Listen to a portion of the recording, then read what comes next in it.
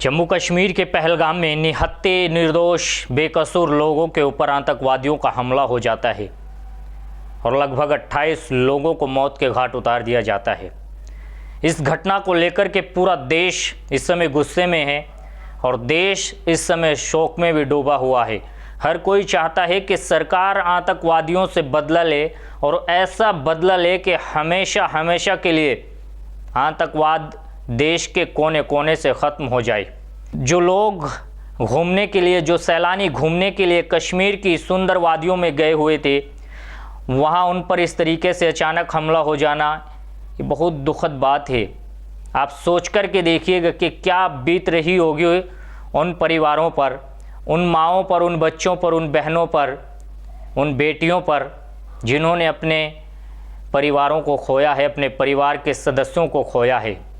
ये ज़िंदगी भर इस दर्द को, इस ज़ख्म को नहीं भूल पाएंगे वो लोग। सरकारें आती और जाती रहेंगी, लेकिन जो दुख उन्हें मिला है वो हमेशा हमेशा के लिए उनके दिलों पर छाप छोड़ जाएगा। मैं सरकार से मांग करता हूं और पूरा देश इस समय मांग कर रहा है कि प्रधानमंत्री जी एक्शन लीजिए और ऐसा एक्शन लीजिए कि हमेशा हमेशा के लिए आतंकवाद इस देश से ख़त्म हो जाए। इस समय राजनीति न करते हुए, इस समय इधर उधर की बातें न करते हुए पूरे देश को एकजुट हो जाना चाहिए और आतंकवाद को पूरी तरीके से ख़त्म कर देना चाहिए। लेकिन यहाँ सवाल भी अब उठेंगे और सरकारों से जवाब भी मांगा जाएगा। क्या सिर्फ संवेदनाएं व्यक्त करने से या परिवारों से जाकर के मिलने से उन परिवारों को इंसाफ मिल जाएगा? बिल्कुल नहीं मिलेगा।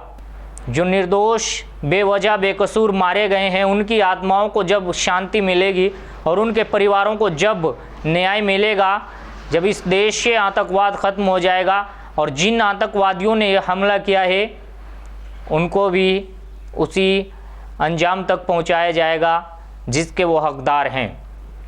उनको भी सरेआम गोलियों से भून दिया जाए, तब उन लोगों की आत्माओं को शांति मिलेगी जो इस दुनिया से ऐसे में चले गए।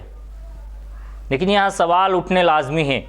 वो आतंकवादी पाकिस्तान से किस तरीके से भारत की सीमा में घुस गए, सबसे बड़ा सवाल ये है। किस तरीके से वो वहाँ पहुँच गए जहाँ इतने सारे सैलानी इकट्ठे हो रहे थे। भारत की आर्मी ज़्यादातर कश्मीर के इलाके में रहती है।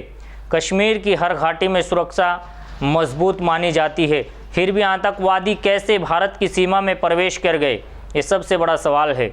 और भारत की सीमाओं को किस तरीके से पिछले 1-1.5 साल पहले पाकिस्तान की एक मामूली सी लड़की ने 4 बच्चों के साथ भारत की सुरक्षा को किस तरीके से धता बता दिया था, किस तरीके से भारत की सीमा में घुस गई थी सीमा हैदर, जो पाकिस्तान से आई और भारत की सुरक्षा एजेंसियों के ऊपर एक बड़ा सवाल खड़ा कर गई। अभी भी भारत में ही है।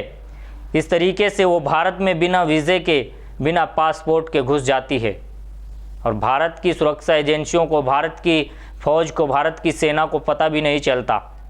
अब मैं ये कहता हूँ कि मोदी जी, यही सवाल आपसे भी है कि जब सुरक्षा एजेंसियाँ आपके हाथों में हैं, जब हर चीज़ का आपने समाधान प्रधानमंत्री बनने से पहले बता दिया और देश ने आपको प्रधानमंत्री बनाया, आप पर भरोसा जताया, तो फिर ये इतना बड़ा हमला कैसे हो गया? आज पूरा देश चाहता है कि आतंकवाद के ख़िलाफ़ एकजुट होकर के आतंकवाद को जड़ से ख़त्म किया जाए और आप कोशिश करें, आप आगे बढ़िए और शक्ति के साथ, आप हिम्मत के साथ, ताकत के साथ, सैन्य बल के साथ आतंकवाद को कुचल दीजिए। देश में आतंकवाद की कोई जगह नहीं है। मैं सभी मरने वालों के प्रति विनम्र श्रद्धांजलि अर्पित करता हूं और दुख इस घड़ी में देश आपके साथ है। जय हिंद, जय भारत।